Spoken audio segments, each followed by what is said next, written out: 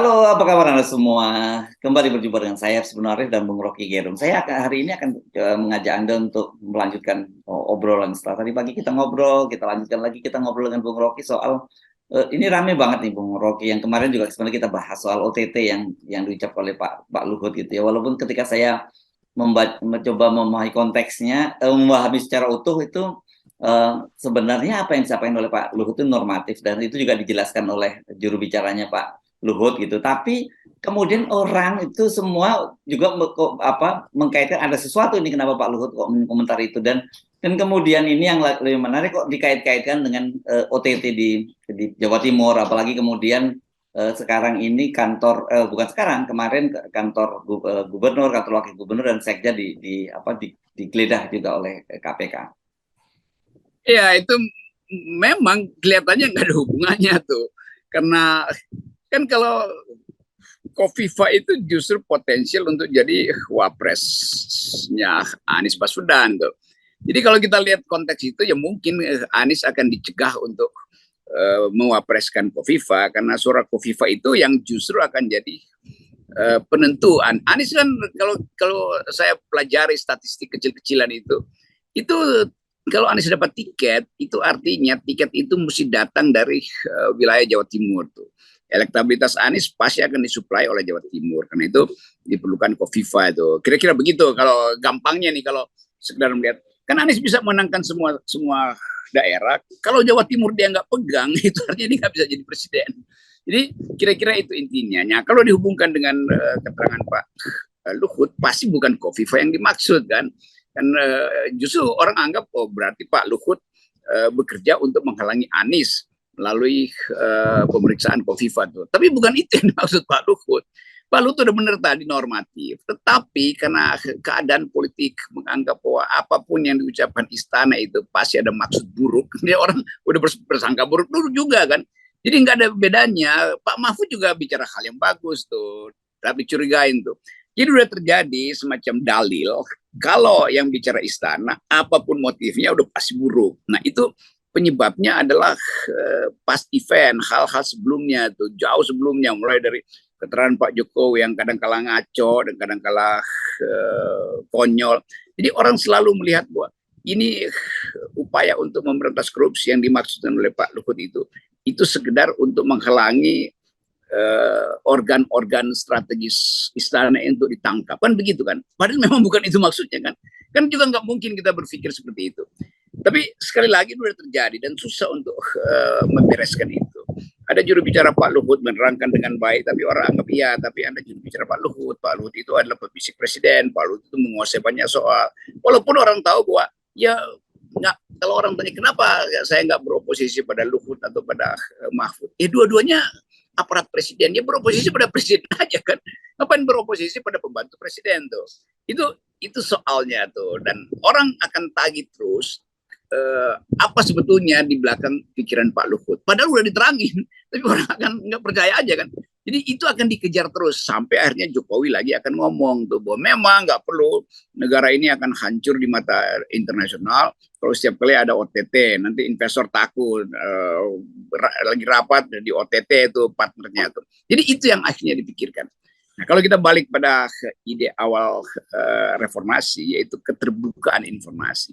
Nah, karena keterbukaan itu nggak ada, orang akhirnya masuk dalam politik mencurigai. Dan sah aja orang mencurigai sesuatu yang datang dari kekuasaan.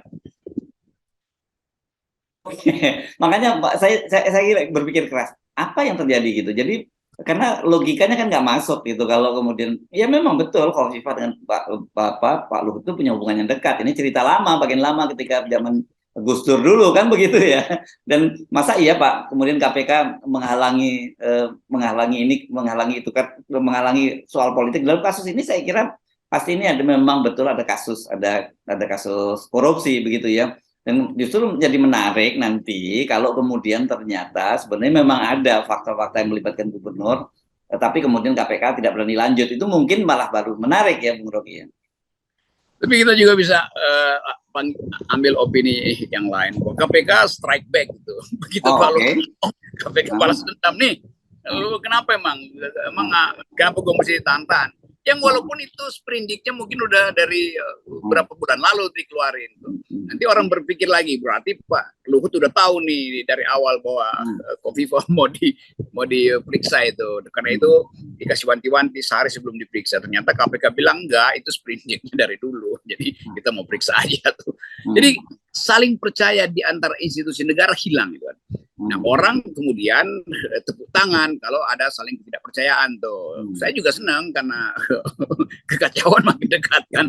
Tapi bukan itu intinya tuh. Intinya adalah perbaiki dong istana. Tapi orang menganggap bagaimana istana memperbaiki, udah di depan pintu pergantian kekuasaan kok. Jadi sekali lagi udah hilang momentumnya.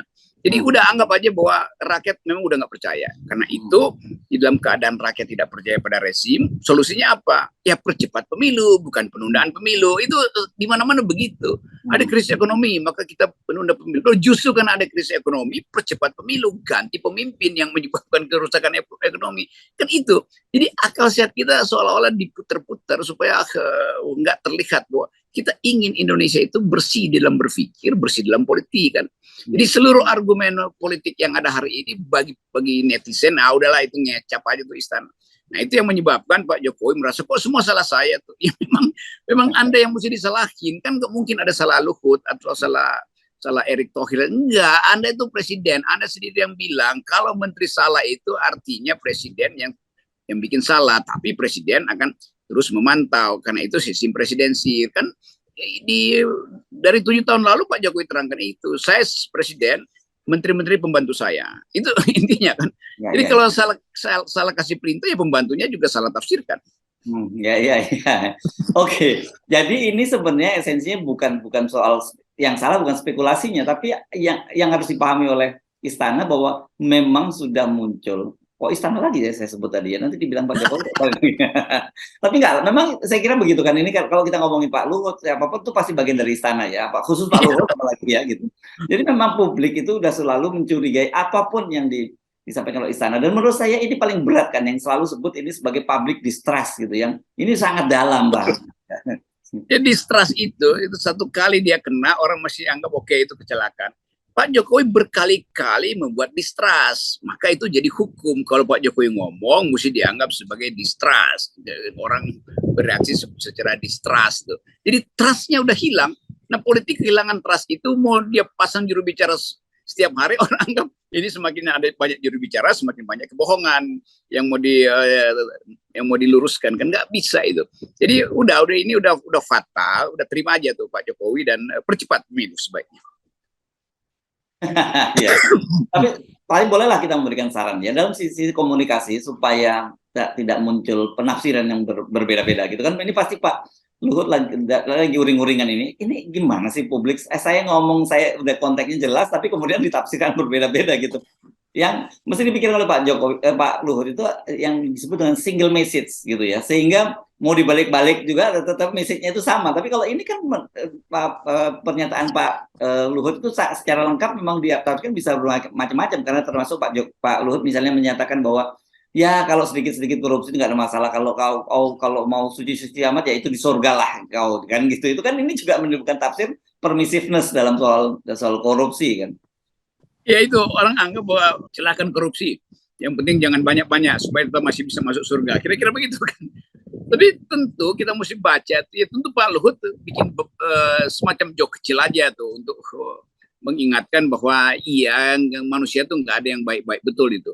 Tapi karena yang ngomong Luhut Binsar Panjaitan, orang dekat Jokowi, itu efek komunikasinya beda tuh.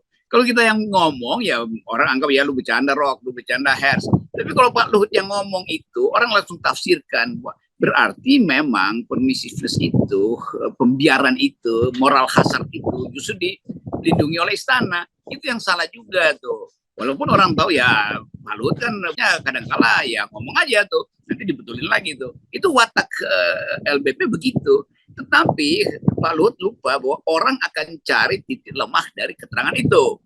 Nah udah terima lagi nasib itu, bahwa komunikasi publik itu nggak mungkin tidak ditafsirkan oleh publik, dan publik selalu ingin cari kesalahan yang mungkin kesalahan kecil, tapi itu akan dieksploitasi. Biasa aja tuh, karena publik bakal cari-cari kesalahan. Jadi nggak usah menganggap bahwa salah melulu istana tuh, entah siapa yang ngomong, presiden atau yang sering ngomong kan itu Mahfud, Pak Luhut. Dua-dua saya kenal wataknya dan cara dia berkomunikasi itu. Tetapi justru dengan keceplosan itu orang nunggu kesalahan kecil lalu dieksploitasi. Lalu baper lagi itu satu istana. Lalu presiden menganggap kok menteri-menteri saya itu dikritik atau dihina atau dilecehkan. Karena itu presiden kemudian bikin teks kecil, karena saya lihat ada teks kecil di atas mejanya waktu pidato, lalu mulai seperti biasa memamerkan seolah-olah presiden itu resah dengan keadaan. Padahal yang bikin resah itu adalah ketidakjelasan sikap presiden terhadap banyak hal. Oke, jadi apa saran Anda untuk Pak Luhut? Kan Anda pasti bisa ketemu lagi sama Pak Luhut supaya jangan ditafsirkan salah seperti ini. Ya kalau saya ketemu lagi pasti ya udahlah Bang, udah terima aja tuh. Aku pula kenal lagi tuh begitu. Demikian juga kalau saya ketemu Mahfud nanti begitu, ya memang susah ini ya kita bicara begini, iya. Tapi itu kan keluhan pada saya tuh yang bisa pahami konteksnya. Ya. Tapi saya nggak mungkin menerangkan pada publik yang lebar bahwa maksud mereka itu normatif. Dan itu harusnya kita dukung. Bisa saya dianggap agen istana jadinya kan. Ya. Jadi kita selalu ingin bahwa keadaan politik kita memang masuk ke tahap itu, tahap distrust. Jadi baik Pak Luhut, Pak Mahfud, apalagi Pak Jokowi, anggap aja bahwa tahap kita memang ada melangkah pada tahap kepercayaan publik terhadap istana itu betul-betul merosot. Nah itu berbanding terbalik dengan survei. Kan survei bilang Presiden Jokowi kepercayaannya 78%. Kalau 78% ngapain Presiden Jokowi baper gitu kan? Jadi itu buktinya bahwa memang survei terhadap kepercayaan atau trusty terhadap Jokowi itu turun. Dan itu yang dipalsukan oleh lembaga survei. Nah Pak Jokowi mending keluar lembaga survei yang seolah-olah memuji-muji dia, padahal publik nggak anggap itu sebagai prestasi Jokowi. Ya itu kan biasanya disebut dengan sebagai manajemen damage control gitu ya. Dan damage control itu satu-satunya cara ya mengembalikan kepercayaan. Itu saja sebenarnya. Ya itu pentingnya Pak Jokowi udah lama nggak ada juru bicara. Mestinya yang begituan juru bicara aja yang ngomong. Sehingga Pak Jokowi merasa ya udah kalau juru bicara bikin kesalahan baru saya ngomong. Ini Pak Jokowi artinya jadi juru bicara dirinya sendiri kan. Itu ngaconya tuh. Mungkin udah dicari kemana-mana nggak ada lagi orang yang mampu untuk jadi juru bicara presiden. Kan selama ini nggak ada juru bicara presiden kan. Padahal itu pentingnya ada juru bicara sehingga bisa abstrakkan pikiran presiden atau konkretkan sesuatu yang abstrak. Sekarang Pak Jokowi berhadapan-hadapan dengan rakyat yang memang nggak punya lagi trust pada beliau. Maka beliau baper terus. Setiap hari Pak Jokowi bereaksi aja kerjaannya. Sambil nakut-nakutin kandidat pesaing. Oke.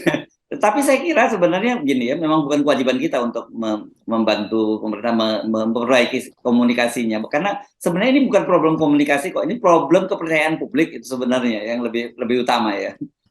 Ya itu. Jadi kalau dianggap bahwa kenapa publik selalu kirim pesan negatif pada istana? Ya memang itu faktanya. Jadi jangan minta publik berubah tuh. Yang harus berubah adalah presidennya supaya publik merasa oke, kami trust lagi pada presiden. Kan ini masih ada 3 semester tuh. Ya udah bangun public trust lagi itu. Ya. Sebetulnya orang nggak anggap wah ya mau dibangun apapun tetap kapasitasnya udah nggak ada. Jadi sesuatu yang udah saatnya gugur itu mau dipupuk pun dia akan gugur. Ya oke. Dan jalan satu-satunya adalah percepat pemilu, gitu ya. Emang itu bagus. Kayak kemarin di Peru. Oh iya. Presidennya itu disuruh mundur. Dia bilang kalau saya mundur, nah siapa yang jalan di negara? Lalu orang tanya, kalau gitu Anda mau memperpanjang? Bukan, justru saya mau memperpendek supaya pemilu lebih cepat gitu. Jadi jangan suruh saya mundur, bikin pemilu supaya saya langsung serahkan pada pengganti saya. Nah Pak Jokowi pelajari aja dari Presiden Peru yang seorang perempuan yang merasa bahwa dia bertanggung jawab karena dia wakil presiden, presidennya dilengsarkan, dan dia anggap bahwa oke, orang masih marah pada dia karena dia wakil presiden. Tapi dia punya wisdom. Jangan paksa saya mundur, mending bikin pemilu supaya yang menang itu menggantikan saya.